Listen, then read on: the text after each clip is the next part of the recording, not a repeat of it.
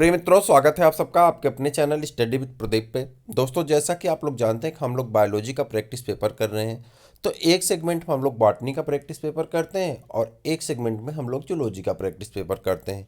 यदि आप चैनल पे नए हैं तो चैनल को सब्सक्राइब कर लीजिए और अपने दोस्तों को शेयर कर दीजिए, जिससे क्या होगा, और बेल आइकन को भी प्रेस कर लीजिए, जिससे नोटिफिकेशन आपको सबसे जल्दी मिल जाएगा।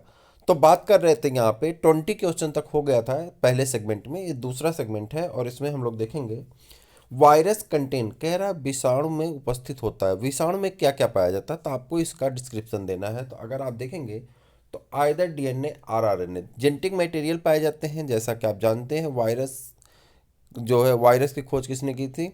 इवान डिमिट्री इवानवस्की ने की थी।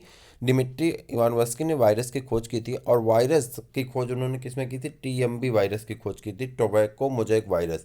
तो टोबैको मोज़ेक वायरस में आरएनए पाया जाता है। लेकिन एक वायरस होता है बैक्टीरियोफेज, आपने पढ़ा होगा।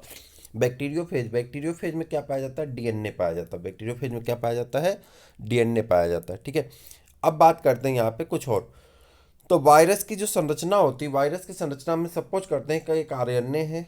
आरएनए पे निगेटिव चार्ज होता है, न्यूक्लियोटाइड पे निगेटिव चार्ज पाए जाते हैं और प्रोटीन पे सर्वथा पॉजिटिव चार्ज पाए जाते हैं। तो इससे आकर के प्रोटीन जुड़ जाता है। आप ये भी जानते हैं कि जो वायरस होता है उसमें सेल नहीं पाई जाती है। तो यही प्रोटीन इसके कैप्सिड का काम करते हैं, इसे प्रोटेक्शन करने के लिए एक दीवार बना लेते हैं और बीच में जेनेटिक मटेरियल पड़ा रहता है। यही जेनेटिक मटेरियल कैरेक्टर को ऑफस्प्रिंग तक ले जाने का कार्य करता है और इसी कारण इसमें रिप्लिकेशन की भी कैपेबिलिटी पाई जाती है। आप जानते हैं जेनेटिक मटेरियल जो होता है वह रिप्लिकेट करने की क्षमता रखता है। रिप्लिकेशन कहते हैं उसे, डीएनए से डीएनए का बनना, ठीक है, डीएनए से आरएनए बनना, आरएनए से डीएनए बनना, आरएनए से प्रोटीन बनना। ये सारी चीज़ें आप पढ़े हैं, ट्रांसक्रिप्शन, ट्रांसलेशन, ठीक है। तो ये सारी चीज़ें यहाँ पे अप्लाई होती हैं जेनेटिक मटेरियल के लिए। तो यहाँ पे अगर हम बात करें तो विषाणु जो होते हैं, विषाणुओं में न्यूक्लिक अम्ल के रूप में डीएनए और आरएनए की उपस्थिति होती है। आगे बढ़ जाए। On the following which disease is caused by virus. कह रहा है कि अगर हम इन चारों पे बात करें तो इनमें से कौन सा ऐसा है जिसकी जो डिजीज वायरस से काज होती है। तो यहाँ पे अगर हम गौर करें तो यहाँ पे पोलियो है। तो पोलियोमाइटिस वायरस के कारण पोलियो डिजीज होती है। पोलियोमाइटिस वायरस के कारण पोलियो डिजीज होती है। बात करें अगर इस पे, तो लिप्रेसी, लिप्रेसी जो होती है, ये लिप्रेसी को आप क्या कहते हैं? कोढ़ कहते हैं या चरक रोग कहते हैं। तो लिप्रेसी किसके कारण होता है? लिप्रेसी होता है माइकोबैक्टीरियम लिप्रे के द्वारा, ठीक है। टीबी सब लोग जानते हैं, माइकोबैक्टीरियम ट्यूबरक्लोसिस के द्वारा। और मलेरिया, मलेरिया की बात करें तो प्लाज्मोडियम, ये भी आप जानते हैं।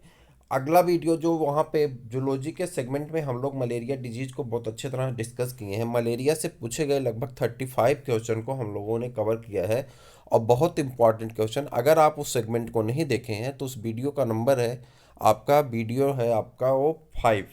तो 5 नंबर का प्रैक्टिस पेपर आप जरूर देखिएगा। प्रैक्टिस पेपर 5 जूलॉजी वाला, आपको बहुत लाभ मिलेगा। मलेरिया के बारे में वहाँ पे बहुत चर्चा की गई है। अब बात करते हैं यहाँ पे पोलियो। अच्छा, यहाँ पे डिस्क्रिप्शन में सारी चीज़ें दी गई हैं। पोलियो विषाणु जनित रोग है, यह पोलियोमाइटिस वायरस से फैलता है, जबकि लेप्रेसी माइकोबैक्टीरियम लेप्रे द्वारा, टीबी माइकोबैक्टीरियम ट्यूबरक्लोसिस द्वारा तथा जीवाणु नामक जीवाणु तथा मलेरिया प्लाज्मोडियम नामक प्रोटोजोआ के संक्रमण से फैलता है। अगर आप चैनल पे नए हैं तो चैनल को सब्सक्राइब कर लीजिए। चैनल को सब्सक्राइब करने से आपको कई फ़ायदा होने वाला, मैं एक एक करके आपको बताता हूँ। 2 मिनट का आप वक्त दीजिए। सबसे पहले अगर हम बात करें तो हम लोग प्रैक्टिस पेपर कर रहे हैं। ये जो प्रैक्टिस पेपर आपका यूथ पब्लिकेशन का है। मैं जानता हूँ कि आप में से बहुत लोगों के पास ये बुक है और आप वहाँ से प्रैक्टिस पेपर कर रहे हैं। बट जब आप सुनते हैं, कोई चीज़ सुनने से ज़्यादा याद होती है, ये बात आप अच्छी तरह से जानते हैं। तो आपको एक वीडियो की लेंथ मैक्सिमम 20 to 25 मिनट होती है। तो आप आराम से इस वीडियो को सुनते रहें। बाद में वो क्वेश्चन एक बार अपनी कॉपी में, अपनी बुक में फिर से अगर देख लेंगे तो होगा क्या कि वो क्वेश्चन आपको याद हो जाएगा। मैं एक बार पढ़ता हूँ फिर आपको बताता हूँ, ठीक है। तो आपको इससे बड़ा लाभ होने वाला है कि आप जब उसे पढ़ेंगे तो आपको उससे बड़ा लाभ होगा, ठीक। 10,000 प्रश्न यूथ पब्लिकेशन की बुक में लगभग दिए गए हैं। 9,700 कुछ प्रश्न हैं। शिल्पी पब्लिकेशन की बुक में लगभग 4,000 से या 5,000 प्रश्न हैं, उसको पढ़ेंगे, ठीक। उसके बाद बात करें तो चैप्टर वाइज आज का एक वीडियो हमने कल बनाया था आपके लिए 11th की एनसीईआरटी इंग्लिश और हिंदी बोथ लैंग्वेज में बुक जो है इंग्लिश में है और हिंदी में उसे एक्सप्लेन करने की कोशिश की गई है। तो बोथ लैंग्वेज में है, तो आप उसे पढ़ करके ज़रूर बताइएगा कि आपका सुझाव, आपका सलाह, आपकी सारी चीज़ें कैसा लगा क्लास। उसे हम आपका फीडबैक वहाँ पे जानना चाहते हैं और इसका भी फीडबैक जानना चाहते हैं ताकि हम उसमें और इम्प्रूव कर सकें, जिससे बेहतर से बेहतर तरफ हम बढ़ सकें। तो क्लास आपसे रिक्वेस्ट है कि उस क्लास को एक बार ज़रूर देखिएगा। एनसीईआरटी 11th की बायोलॉजी की क्लास हम ग्रुप में उसे शेयर करेंगे, तो आप उसे ज़रूर देखिएगा। फिर उसके बाद चैप्टर वाइज, जैसे मान लीजिए हम वहाँ पे पहला चैप्टर पढ़ रहे थे लिविंग वर्ल्ड, तो लिविंग वर्ल्ड पढ़ने के बाद, द लिविंग वर्ल्ड, उसको पढ़ने के बाद हम जैसे ही क्या करेंगे, उस चैप्टर से रिलेटेड जितने भी क्वेश्चंस आए हैं, हुए, जितने बन सकते हैं, उन सभी क्वेश्चंस को एक बार डिस्कस करेंगे। होगा क्या कि 11th-12th के सारे चैप्टर पढ़ने से हम लोग हर एक टॉपिक को कवर कर लेते हैं। हमने सिलेबस को अच्छी तरह से मैच कराया, हम हर एक टॉपिक को कवर कर लेते हैं। सिर्फ कौन सी टॉपिक आपकी छूटती है, तो टॉपिक हम आपको बता रहे हैं। आपकी जो टॉपिक छूटती है वहाँ पे वो क्या कहते हैं, आपके नॉन कार्डेट और कार्डेट का क्लासिफिकेशन आर्डर लेवल तक का छूट जाता है। मतलब जो प्रोटोजोआ का क्लासिफिकेशन है, क्लास, आर्डर, जीनस, वो छूटते हैं। पैरामीशियम का है, पोरीफेरा का है, इसका छूटता है। तो वो सारी चीज़ें हम अलग से क्लास करेंगे, अलग से वो सारी चीज़ों को हम कवर करेंगे। तो फिर मैं आपसे कहूँगा कि अगर आप चैनल पर नए हैं तो चैनल को ज़रूर सब्सक्राइब करें, आपको बहुत सारे लाभ होने वाले हैं। चलिए आगे बढ़ते हैं। Which one of the following viral strains cause bird flu, कह रहा है कौन सा ऐसा वायरल स्ट्रेन है जो बर्ड फ्लू काज करता है। देखिए बर्ड फ्लू काज करने के लिए तो यहाँ पे आंसर जो माना गया था एलटी ग्रेड एग्जाम में H5N1 को माना गया था, लेकिन कई जगह पे आप अगर बुक में पढ़ेंगे तो H1N1 लिखा हुआ मिलता है। बर्ड फ्लू जिसे avian influenza type A flu, जीन्स ए फ्लू या एवियन फ्लू भी कहते हैं, आर्थोमिक्सोविरिडल कुल के इन्फ्लुएंजा वायरस ए जीन के विषाणुओं से होता है। ये वायरस सेंट्रल वायरस कोर से एच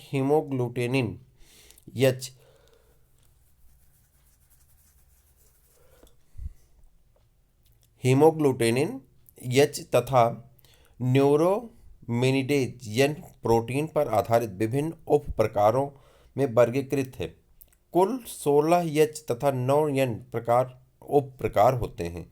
इस प्रकार एच तथा एन के 144 भिन्न भिन्न संयोजन हो सकते हैं। उदाहरण के लिए H1N1, H2N2, H5N1, इन संयोजनों में H5N1 के कारण बर्ड फ्लू होता है। ठीक है, तो ये चीज़ें याद रखिएगा। बर्ड फ्लू किसके कारण होता है? H5N1 के कारण होता है। Which of the following is called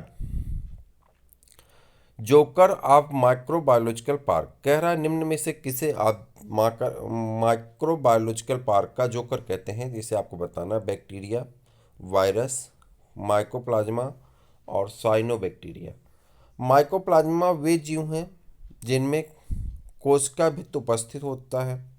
ये सबसे छोटे जीवित कोशिका हैं जो बिना ऑक्सीजन के सरवाइव कर सकते हैं। इन्हें माइक्रो बायोलॉजिकल पार्क का जोकर भी कहते हैं। कौन? माइकोप्लाज्मा को, याद रहेगा, माइकोप्लाज्मा जीव। ठीक है। Interferon are synthesised in response to, कह रहा है इंटरफेरॉन का संश्लेषण किया जाता है। इंटरफेरॉन का संश्लेषण किस में किया जाता है? तो वायरस में किया जाता है। किस में किया जाता है? वायरस में। चलिए देखते हैं। इंटरफेरॉन्स IFNS सिग्नलिंग प्रोटीन का समूह होता है जो कि कुछ पोषक कोशिका में, कुछ सूक्ष्म जीवों में जैसे विषाणु प्रतिक्रिया के फलस्वरूप बनता है। एक कोशिका को वायरसों के प्रति सुरक्षा प्रदान करते हैं। Process absent in viruses is, virus में प्रक्रिया अनुपस्थित होती है। रिप्लिकेशन, प्रोटीन सिंथेसिस, म्यूटेशन और एनर्जी लिबरेशन।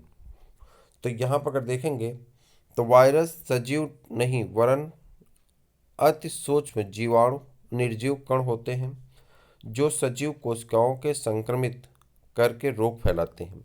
ये वायु, जल, मिट्टी सभी जगह पाए जाते हैं। ये न्यूक्लियो प्रोटीन के कण होते हैं। इनमें आनुवंशिक पदार्थ DNA या RNA पाया जाता है। वायरसों में रिप्लिकेशन, म्यूटेशन, प्रोटीन सिंथेसिस की क्रिया होती है, लेकिन ऊर्जा मुक्त नहीं होती है। HIV virus is a retrovirus, B RNA, C DNA virus, D HTLV3 virus. HIV virus होती है A retro, B RNA, C. तो यहाँ पे देखिए एचआईवी वायरस क्या होते हैं। एचआईवी वायरस को विभिन्न ABD आंसर है, चलिए यहाँ पे देखते हैं, डिस्क्रिप्शन में क्लियर हो जाएगा। एचआईवी वायरस को विभिन्न नामों से जाना जाता है। HIV human immunodeficiency virus, अथवा LAV lymphadenopathy associated virus, C HTLV3 human T cell lymphocytes virus type 3, और ARS AIDS associated retrovirus. HIV virus एक रेट्रोवायरस है जो सिंगल स्टैंडर्ड RNA SS आनुवंशिक पदार्थ के रूप में रहता है।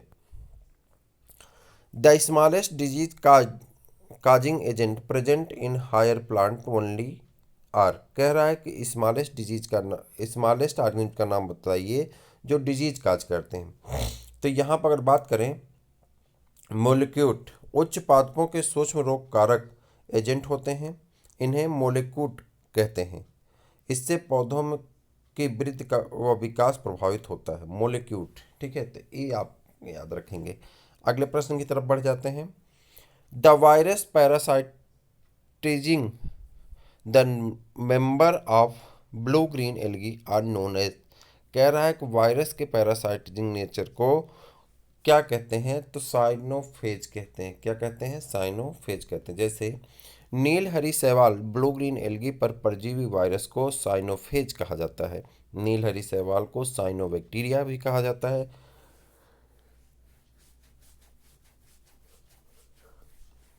स्टेनियर ने नीली हरी शैवाल को साइनोबैक्टीरिया के रूप में वर्गीकृत किया था। बीजाणुभोजी बैक्टीरियोफेज ऐसे वायरस होते हैं जिसमें जीवाणुओं के ऊपर परजीवी होते हैं। Plant virus was first isolated in crystalline from regarded as nucleoprotein. कह रहा सबसे पहले प्लांट वायरस को किसने क्रिस्टलाइन तैयार किया था, तो स्टेनले ने। किसने किया था? स्टेनले ने किया था। वर्ष 1935 में WM स्टेनले ने सर्वप्रथम तंबाकू के मोज़ेक वायरस TMV को पृथक करके इसके रवे यानी क्रिस्टल बनाने में सफलता हासिल की, जिसके लिए उन्हें 1946 में नोबेल पुरस्कार मिला, उसके द्वारा तैयार किए गए रवों में तंबाकू के मोज़ेक रोग उत्पन्न करने की पूरी क्षमता थी, जिससे यह सिद्ध हो गया कि वायरस सजीव नहीं वरन निर्जीव कण होते हैं जो सजीव कोशिकाओं को संक्रमित करते हैं। इस सजीव पदार्थ के संयोजन में भाग लेने वाले कण मुख्यतः न्यूक्लिक अम्ल तथा प्रोटीन अर्थात न्यूक्लियोप्रोटीन के बने होते हैं। इवानवस्की ने वायरस की खोज की थी। वायराइट्स क्या होते हैं, तो वायराइट्स की बात करें, वायराइट में कैप्सिड तथा प्रोटीन अनुपस्थित होते हैं। ARNA के स्वतंत्र छोटे एवं वृत्ताकार एक सूत्री अणु होते हैं जिसमें लगभग 300 न्यूक्लियोटाइड मोनोमर होते हैं। यह सिर्फ पौधों में रोग फैलाने वाले संक्रामक न्यूक्लिक अम्ल होते हैं। वर्ष 1971 में TO डाइनर ने न्यूक्लिक अम्ल से बने इन अणुओं को वायराइट नाम दिया। सर्वप्रथम खोजा गया वायराइट पोटैटो स्पेंडल ट्यूबर वायराइट है। प्रियांस को इंटरफेसियस प्रोटीन कहा जाता है। प्रियांस को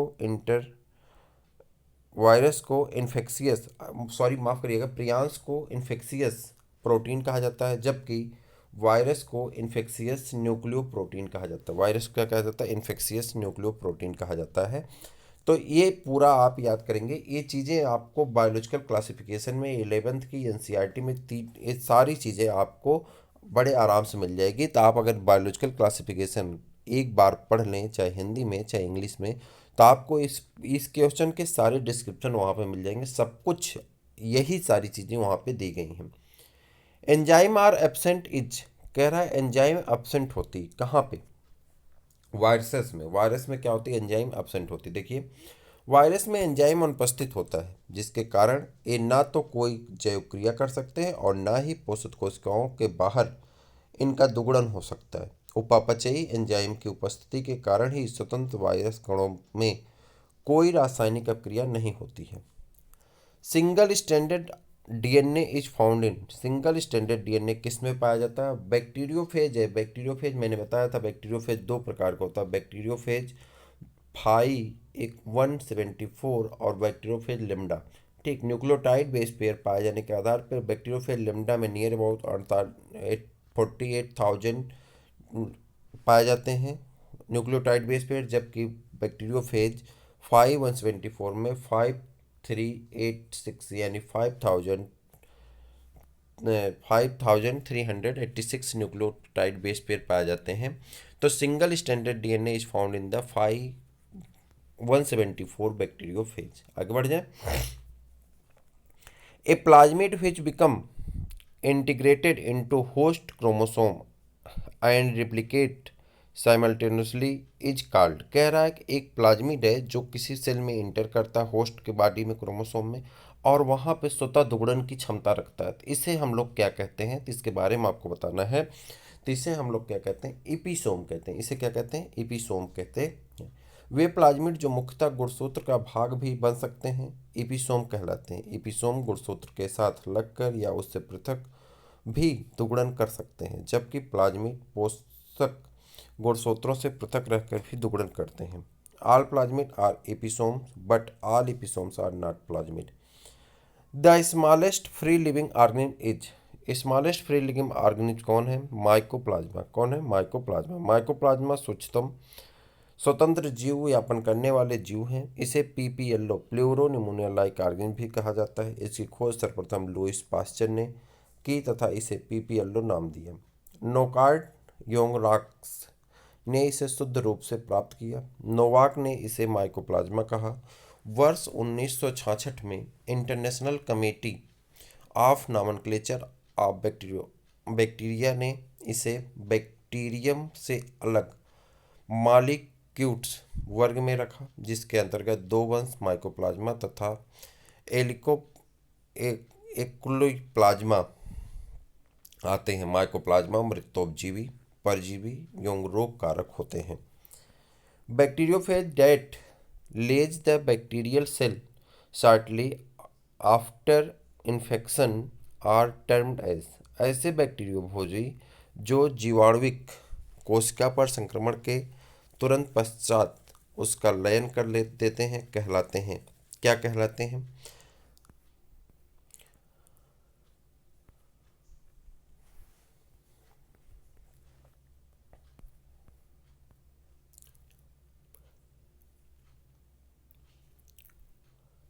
ग्रिफिथ्स के अनुसार इस प्रकार के जीवाणु होते हैं। ग्रिफिथ ने न्यूमिकोकस जीवाणु पर अपना प्रयोग किया। इस जीवाणु को कोशाभित्ति के बाहर गोंद जैसे पदार्थ का चिकना कैप्सूल होता है। इस कारण इस जीवाणुओं को इस प्रकार के जीवाणु कहा जाता है। यह जीवाणु रोगजनक होते हैं। यदि इन जीवाणुओं को लंबे समय तक संवर्धन किया जाए तो कुछ जीवाणु ऐसे उत्पन्न होते हैं जिनमें कैप्सूल नहीं होता, अतः इनकी सतह झुर्रीदार होती, ये विरोगजनक होते हैं। What are prions? प्रियांस क्या है? Infectious protein, infectious DNA, infectious RNA और इन्फेक्शियस जेड डीएनए। तो यहाँ पर आप कहेंगे प्रियांस ऐसे रोग कारक हैं, प्रियांस ऐसे रोग कारक हैं जिनमें केवल प्रोटीन होता है तथा न्यूक्लिक अम्ल का अभाव पाया जाता है। इसकी खोज स्टैनले फ्रूसिनर ने की थी, जिसके लिए इन्हें 1987 में नोबेल प्राइज से भी प्रदान किया गया था, नोबेल प्राइज से सम्मानित किया गया था। ध्यातव्य है कि इन प्रोटीन कारकों के गुणन की भी संक्रमित करने की क्षमता होती है। Bacteriophage are made up of, bacteriophage बने होते हैं, किसके बने होते हैं बैक्टीरियोफेज? तो बैक्टीरियोफेज न्यूक्लियोप्रोटीन के बने होते हैं।